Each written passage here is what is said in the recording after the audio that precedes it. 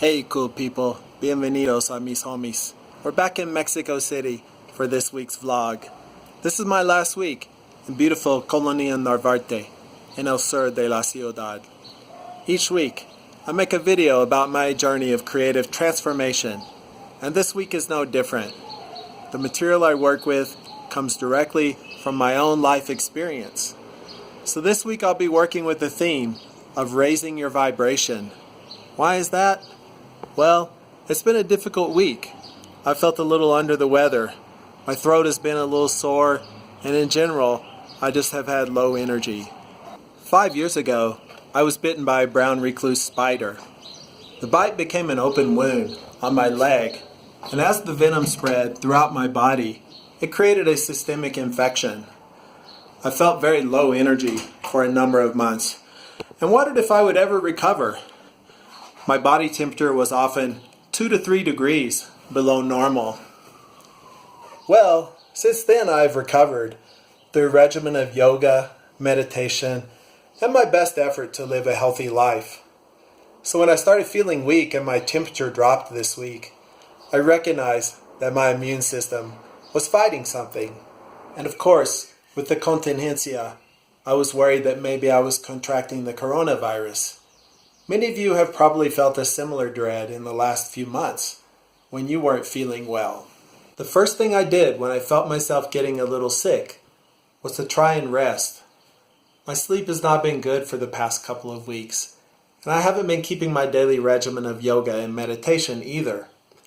I allowed the stress of my own projects to move ahead of my self-care, and then I began to feel bad.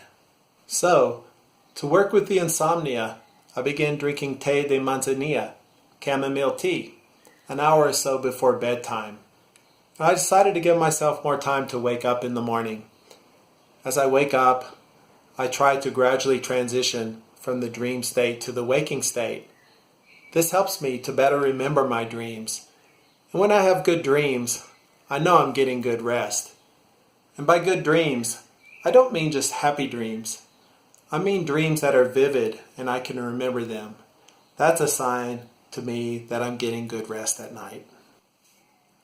I've also been taking a nap in the afternoon, even if it's only for 15 or 20 minutes. This break gives a boost to my energy in the middle of the day and helps me to feel refreshed for the rest of my workday. I usually put on some music, stop checking my phone or social media, and just get comfortable. Sometimes I don't even fall asleep. Maybe I just go into a liminal state for a few minutes. Even that short rest is enough to recharge my batteries.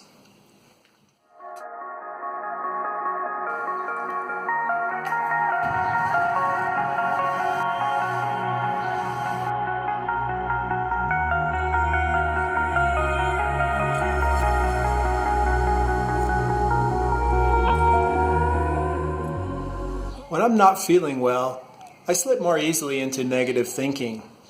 In times like this, I work on training my mind not to stay in that place of negativity for long. Negative thoughts will arise spontaneously. If you cultivate them, they become habitual. I know, I've done that many times, letting myself go into the shadow of negative thinking. That is where a practice like meditation or basic mindfulness can really help. I take a few minutes each morning to sit quietly to let my thoughts drop away and my mind settle into its natural rhythms. Well, this is exactly what I was not doing the last couple of weeks, as I spent my energy excessively on my projects and deadlines, neglecting to take care of myself. I forgot the basic lesson, that when you practice self-care, everything else will fall into place. So as I neglected myself, my negative thoughts started to spiral, which only increased as my energy level became compromised. Luckily, I saw it happening and said, "Dude, take care of yourself." In the last few days, I've returned to my morning yoga and meditation practice, and I've been working to check those negative thought spirals before they can get momentum. It basically comes down to a practice of disciplining your mind. The practice of mindfulness helps. That of continually bringing your awareness back into the present moment whenever you notice yourself dropping into repetitive thought patterns. Simply bringing your attention to whatever is happening in your immediate environment is a great practice. Focusing on your senses and what they are experiencing. What sounds do you hear? Birds chirping, a fan blowing, a car in the distance. What is the sensation on your skin? Do you feel a breeze? Is it warm or cool? This same practice is what allows you to turn your mind away from the negative thoughts when they arise, and to bring yourself back into the vibration of positive thoughts.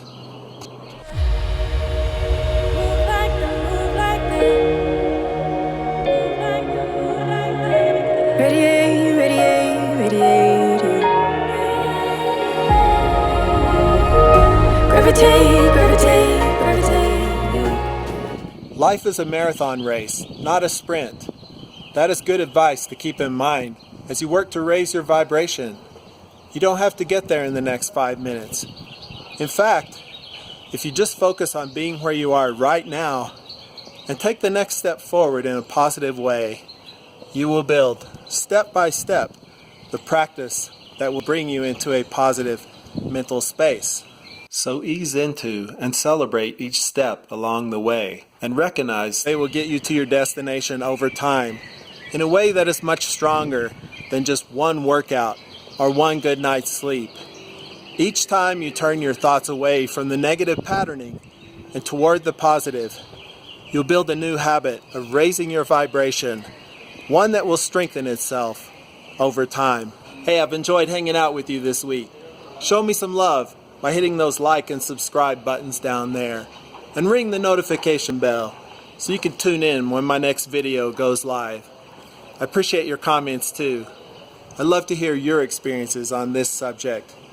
Until next week, keep raising that vibration, and let's make something good out of this whole experience.